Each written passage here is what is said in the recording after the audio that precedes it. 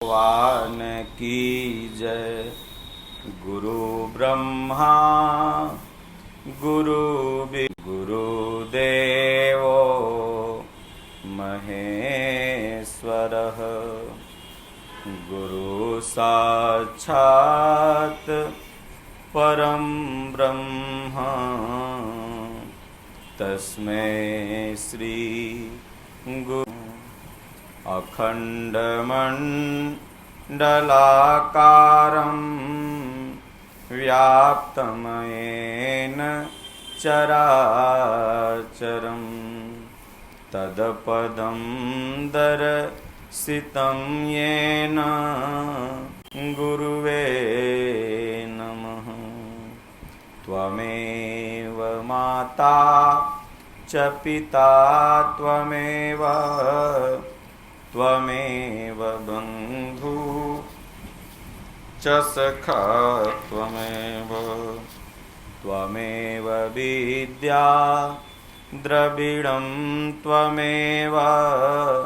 त्वमेव सर्वं मम देवदेव। मूकं करोति वाचालं पंगुलं घयते गिरिं। अतकृपात् अहं वन्दे परमानन्दमाधवम्।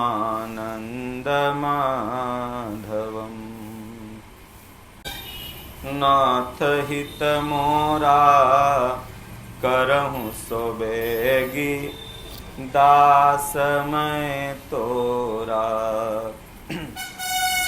राम कथा मंदाकिनी चित्रकूट चितचासनेह बन। श्री रघुवीर बिहारु राम कथा के तेई अधिकारी। जिन कहूँ सतसंगी राम कथा कली बिटप कुठारी। सादर सुन गिरी राजकुमारी। बोलो जय सिया राम राम। ओम जय गुरुदेवम जय गुरुदेव। बिनु सतसंग विवेक न होई। राम कृपा सोई। जा पर कृपा न करहि त्रिपुरारी। असो नर पावन भगति हमारी। जा पर होई ता पर कृपा करहि सब कोई। स्वर्ग नरक यप वरग सुख धरिय तुला एक अंग। तुंग सुख में सुमिरन ना किया। दुख में किया तु याद। कह कबीर वादास की कौन याद। दुख में सुमिरन सब करे। सुख में करे न कोय। जो सुख में सुमिरन करे आहे होय। बोलिए श्री सद्गुरुदेव भगवान की जय। श्री रामचरितमानस अध्ययन भाग 5 टीका। गोस्वामी तुलसीदास जी कहते हैं, यदि कोई मनुष्य कष्ट सहकर वहाँ तक पहुँच भी जाए, उसे नींद रूपी जूड़ी आ जाती है। अर्थात भगवान की कथा जब वह सुनने लगता है तो नींद आने लगती है। हृदय में मूर्खता रूपी बड़ा बड़ा जाड़ा लगने लगता है। अभागा स्नान नहीं कर पाता। उससे उस सरोवर में स्नान और उसका जलपान तो किया नहीं जाता, वह अभिमान सहित लौट आता है। फिर वहाँ से मंदिर, आश्रम अर्थात सरोवर की निंदा करता है। वह अपने अभाग्य की बात तो किसी से नहीं कहता, लेकिन सरोवर की निंदा अवश्य कहता है। ये सारे विघ्न जिसे प्रभु श्री रामचंद्र जी सुंदर कृपा की दृष्टि से देखते हैं, वही आदर पूर्वक इस सरोवर में स्नान कर पाता है, अर्थात भक्ति रूपी सरोवर में डुबकी लगा पाता है। ताप से अर्थात आध्यात्मिक, अधिदैविक, अधिभौतिक तापों से वह नहीं जलता।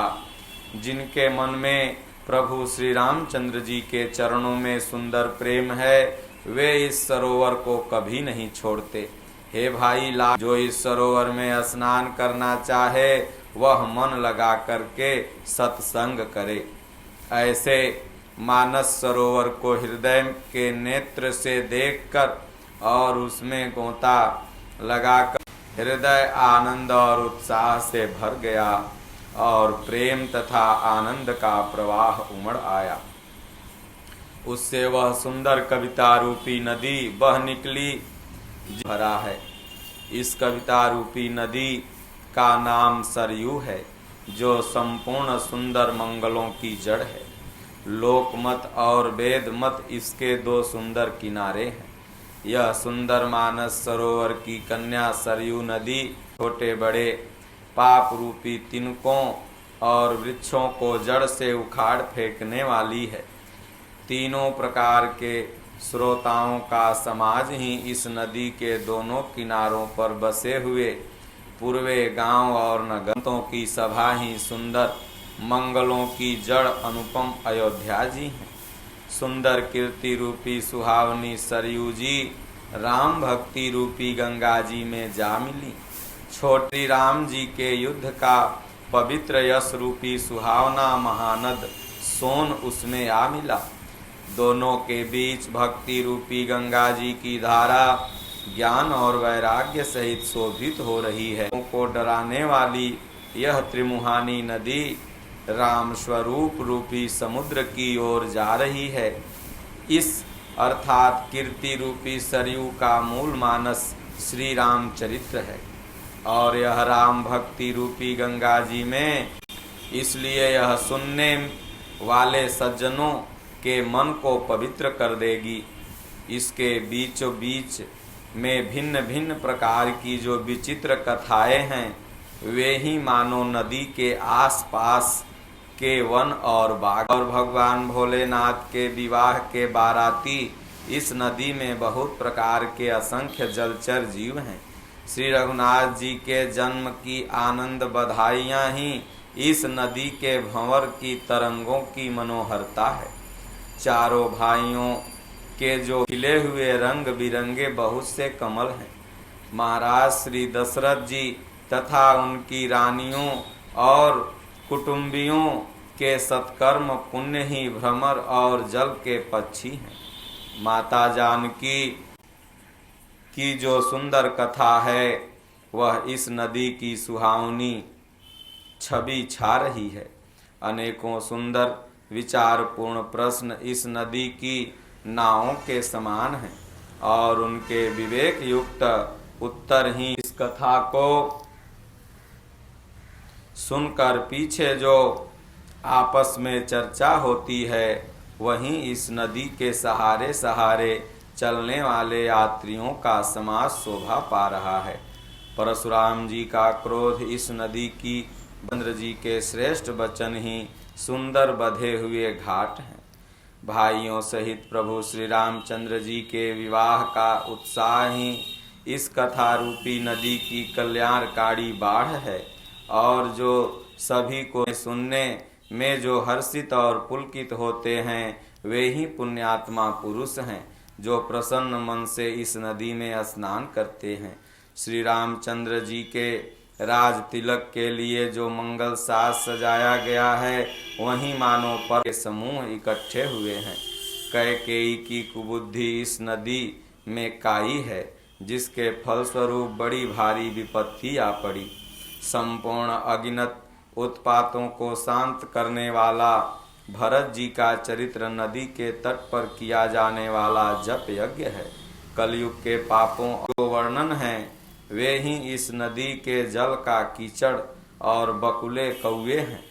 यह कीर्ति रूपिणी नदी 6 ऋतुओं में सुंदर है।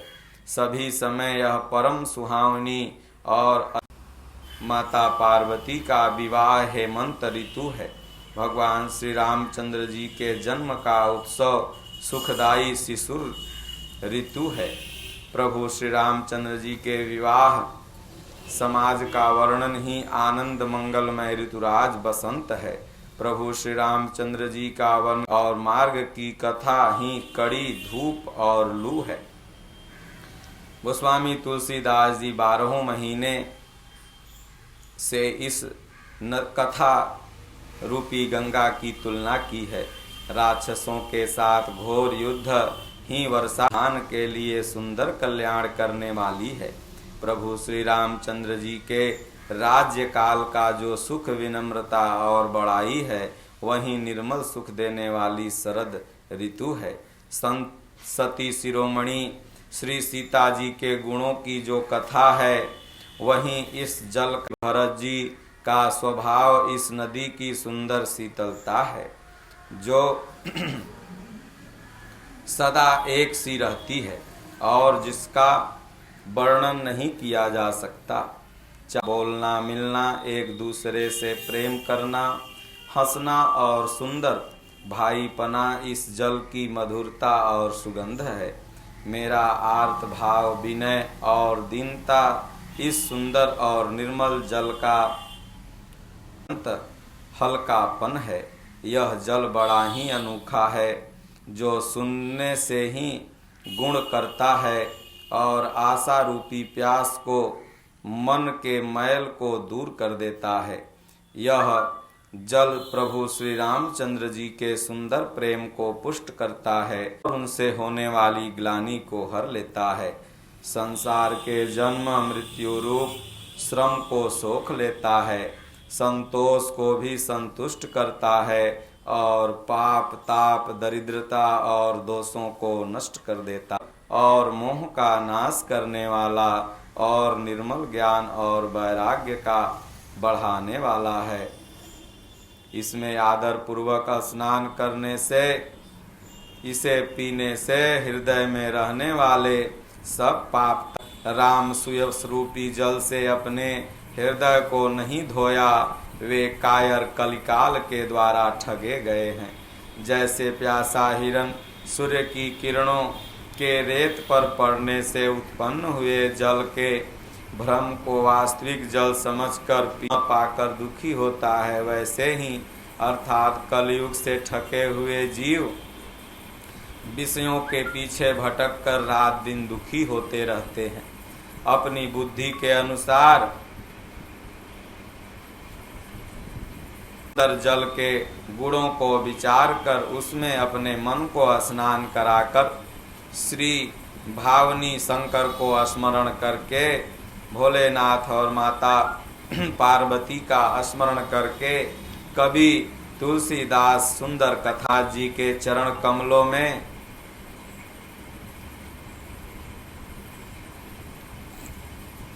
हृदय नवाकर उनके श्री चरण कमलों को अपने हृदय में धारण कर उनका प्रसाद पाकर दोनों श्रेष्ठ मुनियों के अंदर संवाद वर्णन करता हूँ।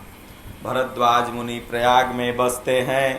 उनका श्री रामचंद्र जी के चरणों में अत्यंत प्रेम है। वे तपस्वी, निगृहित चित्त, जितेंद्रिय, दया के निधान और माघ में जब सूर्य मकर राशि पर जाते हैं तब लोग तीर्थराज प्रयाग को आते हैं। देवता, दैत्य, किन्नर और मनुष्यों के समूह सब आदर पूर्वक त्रिवेणी में स्नान करते हैं। श्री त्रिवेणी माधव जी के चरण कमलों को पूजते हैं और अक्षय हित होते हैं। भरद्वाज जी का आश्रम बहुत ही पवित्र, परम रमणीय और श्रेष्ठ मुनियों के मन को भाने वाला है। तीर्थराज प्रयाग में जो स्नान करने जाते हैं उन ऋषि मुनियों का समाज वहाँ अर्थात भरद्वाज जी के आश्रम में जुटवक स्नान करते हैं और फिर परस्पर भगवान के गुण समूहों की चर्चा कथाएं करते हैं। ब्रह्म का निरूपण, धर्म का विधान और तत्वों के विभाग का वर्णन करते हैं तथा ज्ञान वैराग्य से युक्त भगवान के भक्ति प्रकार माघ महीने में स्नान करने चले जाते हैं और करते हैं और फिर जब अपने अपने आश्रमों को चले आते हैं। हर साल वहाँ इसी तरह बड़ा आनंद होता है। मकर में स्नान करके मुनिगण वहाँ से चले जाते हैं। एक बार पूरे अपने अपने आश्रम को लौट गए, तब परम ज्ञानी याज्ञवल्क्य जी महाराज मुनि के चरण पकड़कर भरद्वाज जी ने उन्हें रख लिया। आदर पूर्वक उनके चरण कमल धोए और बड़े पर उन्हें बैठाया। पूजा करके मुनि याज्ञवल्क्य जी के सुयश का वर्णन किया और अत्यंत पवित्र और कोमल वाणी में भरद्वाज जी बोले, हे नाथ, मेरे मन में बड़ा संदेह है। वेदों का तत्व अर्थात आप ही वेद के तत्व को जानने वाले एक संत हैं जो मेरे संदेह को दूर कर सकते हैं, लेकिन हमें यह संदेह कहने में लाज आती है। भय इसलिए कि कहीं आप यह न समझें कि मेरी परीक्षा तो नहीं ले, आयु बीत गई, अब तक हमें ज्ञान न हुआ, और यदि नहीं कहता हूँ तो मेरी उम्र बिना प्रभु के बारे में जाने ही चली जाएगी। हे प्रभु, यही विचार कर मैं आपसे कुछ कहता हूँ अज्ञानी बनकर। हे भगवान, संत लोग ऐसी नीति कहते हैं, यही बतलाते हैं कि गुरु के साथ छिपाव करने से हृदय में निर्मल ज्ञान नहीं होता। यही सोचकर मैं आपको अपना गुरु बनाता हूँ और फिर आपसे कोई कपट नहीं करूँगा, सब बात आपको बताऊँगा। मैं अपना अज्ञान प्रकट करता हूँ, इस अज्ञान का नाश करिएगा। संतों, पुराणों और उपनिषदों में राम नाम के असीम प्रभाव का गान किया गया है। कल्याण स्वरूप ज्ञान और गुणों की राशि अविनाशी भगवान शंभु निरंतर में 4 जाति के जीव हैं। काशी में मरने से सभी को परम गति मिलती है, उसका प्रभाव है भगवान राम नाम। हे मुनिराज, वही राम नाम की महिमा, क्योंकि श्री शिव जी महाराज दया करके का ही उपदेश करते हैं, इसी से उनको परम पद मिलता है। हे भगवान, मैं आपसे पूछता हूँ कि वे राम कौन है? हे कृपा निधान, मुझे समझा कर कहिए। एक राम तो अवधेश नरेश दशरथ जी के पुत्र हैं। उन्होंने स्त्री के विरह में अपार दुख उठाया और क्रोध आने पर युद्ध में रावण को मार डाला। हे भगवान, वही राम हैं या कोई दूसरे जिनको भगवान शिव जी जपते हैं? आप सत्य के धाम हैं और सब कुछ जानने वाले हैं, ज्ञान विचार कर कहिए। हे नाथ, जिस प्रकार से आप वही कथा विस्तार पूर्वक कहिए। इस पर याज्ञवल्क्य जी मुस्कुरा कर बोले, श्री रघुनाथ जी की प्रभुता को तुम जानते हो। तुम मन, वचन और कर्म से श्री राम जी की भक्त हो। तुम्हारी श्री राम जी के रहस्यमय गुणों को सुनना चाहते हो, इसी से तुमने हे भरद्वाज ऐसा प्रश्न किया है। मानो कि तुम बड़ा मूढ़ हो, ऐसा अपने आप को प्रदर्शित कर रहे हो। हे तात, तुम आदर पूर्वक मन लगाकर सुनो। मैं प्रभु श्री राम जी की ज्ञान विशाल महिषासुर है और प्रभु श्री राम जी की कथा उसे नष्ट कर देने वाली भयंकर काली जी है। श्री राम जी की कथा चंद्रमा की किरणों के समान है, जिसे संत चकोर सदा पान करते पार्वती जी ने किया था। तब महादेव जी ने विस्तार पूर्वक उसका उत्तर दिया था। अब मैं अपनी बुद्धि के अनुसार वही उमा और शिव जी का संवाद कहता हूँ। वह जिस समय और जिस हेतु से हुआ, उसे हे मुनि तुम सुनो, तुम्हारा यह दुख विषाद मिट जाएगा। एक बार त्रेता युग में भगवान शिव अगत जननी भवानी सती जी भी थी। ऋषि ने संपूर्ण जगत के ईश्वर जानकर उनका पूजन किया। मुनिवर अगस्त जी ने राम कथा विस्तार से कही, जिसको महेश्वर ने परम सुख मानकर सुना। फिर ऋषि ने और शिव जी ने उनको अधिकारी पाकर रहस्य सहित भक्ति का निरूपण किया। श्री रघुनाथ जी के गुणों की कथाएं कहते सुनते कुछ दिनों तक शिव जी वहां रहे। फिर मुनि से विदा मांगकर भगवान शिव जी दक्ष कुमारी सती जी के साथ कैलाश को चले। श्री हरि ने रघुवंश में अवतार लिया था। वे अविनाशी भगवान उस समय पिता के वचन से राज्य का त्याग करके तपस्वी या साधु भेष में दंडक वन में विचरण कर रहे थे। कि भगवान के दर्शन मुझे किस प्रकार हों। प्रभु ने गुरु गुप्त रूप से अवतार लिया है, मेरे जाने से सब लोग जान जाएंगे। श्री शंकर जी के हृदय में इस बात को लेकर बड़ी सती जी इस भेद को नहीं जानती थी।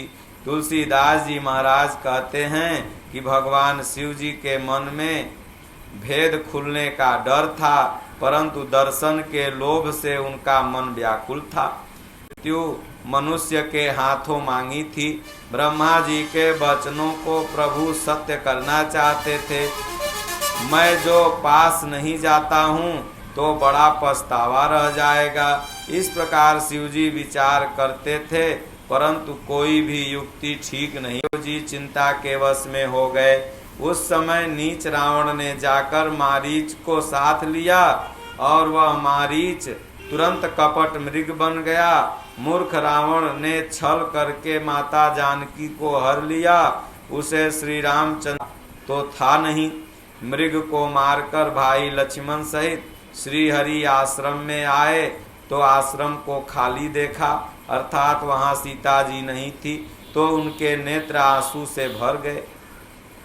भक्त व्याकुल हो और दोनों भाई वन में सीता को खोजते हुए फिर रहे थे।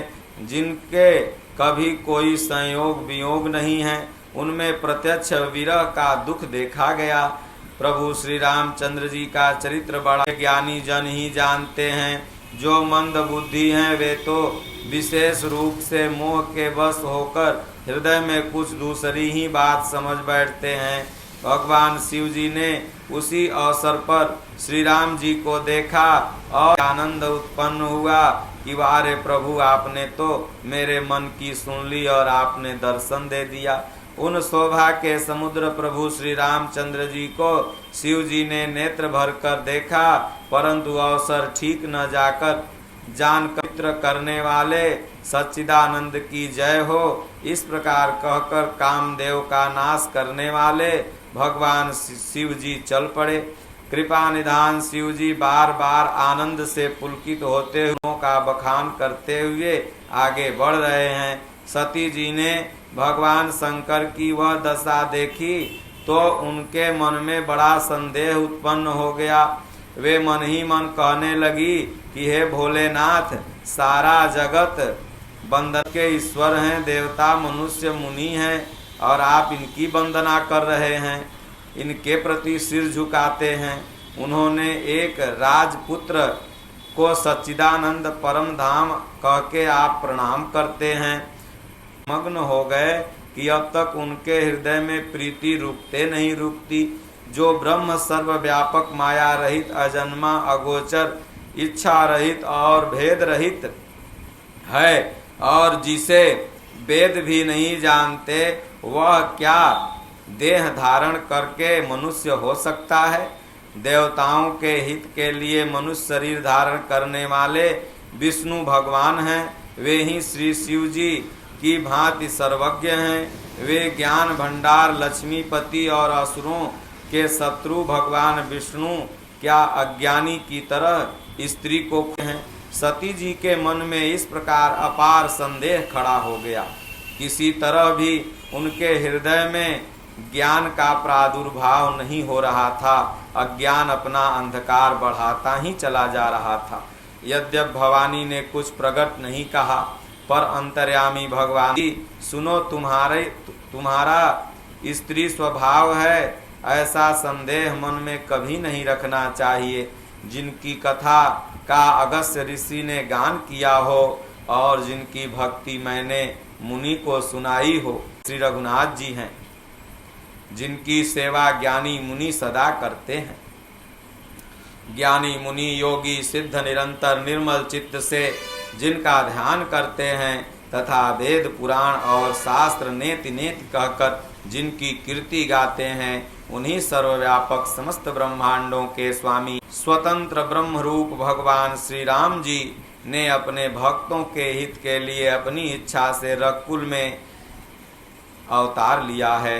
यद्यपि भगवान शिव जी बहुत बात बताई और बहुत बार समझाया सती को, फिर भी सती के हृदय में उनका मन में भगवान की माया का बल जानकर मुस्कुराते हुए बोले, जो तुम्हारे मन में बहुत संदेह है उनके प्रति, तो तुम जाकर परीक्षा क्यों नहीं ले लेती।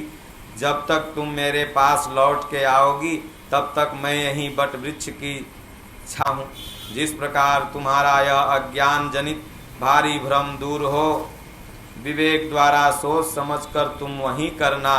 भगवान शिव जी की आज्ञा पाकर सती चली और मन में सोचने लगी कि भाई क्या करूं, कैसे परीक्षा लूं। इधर शिव जी के मन सती का कल्याण नहीं है। जब मेरे समझाने से भी संदेह दूर नहीं होता तो मालूम होता है कि विधाता उल्टे हैं। अब सती का कुशल नहीं है, जो कुछ राम ने रच रखा है वही होगा। तर्क कर्ण में ऐसा कहकर भगवान शिव जी भगवान श्री हरि के नाम का जाप करने लगे। सती जी वहां गई जहां सुख के धाम प्रभु श्री रामचंद्र जी थे। सती बार बार मन में विचार कर सीता जी का रूप धारण करके उस मार्ग की ओर आगे होकर चली जिससे अनुसार मनुष्यों के राजा रामचंद्र जी आ रहे थे। सती जी के बनावटी वेश को देखकर लक्ष्मण जी चकित हो गए और उनके हृदय में बड़ा भ्रम हुआ। वे बहुत गंभीर और मधुर वाणी में कहे, रघुनाथ जी के प्रभाव से जानते थे, सब कुछ देखने वाले और सबके हृदय की जानने वाले देवताओं के स्वामी श्री रामचंद्र जी ने सती के कपट को पहचान लिया। जिनके स्मरण मात्र से अज्ञान श्री रामचंद्र जी स्त्री स्वभाव का असर तो देखो कि वहां उन सर्वज्ञ भगवान के सामने भी सती जी छिपाव करना चाहती थी। अपनी माया के बल को हृदय में बखान कर पहले प्रभु ने हाथ जोड़कर सती को प्रणाम किया और फिर पिता सहित अपना नाम बताया। फिर कहा, हे वृषकेतु, शिव जी कहाँ हैं? आप यहाँ वन में अकेली किस लिए फिर रही हैं? प्रभु श्री रामचंद्र जी के कोमल और रहस्य भरे वचुआ वे डरती हुई चुपचाप शिव जी के पास चली गई और जाके चिंतित हो गई कि मैंने शंकर जी का कहना न माना और अज्ञान का श्री रामचंद्र जी पर आरोप किया। अब जा यूं सोचते सोचते सती के हृदय में अत्यंत भयानक जलन पैदा हो गई। ओम श्री सद्गुरुदेव भगवान की जय। बोलो जय सिया राम, जय जय सिया राम। बोलो जय गुरुदेवम, जय गुरुदेव। राम कथा सुंदर करतारी, संशय विहग राम कथा के तेई अधिकारी। जिन कहु सत संगति अति प्यारी, राम कथा करी सादर सुनु गिरिराज कुमारी। हरि ओम। शांति शांति शांति।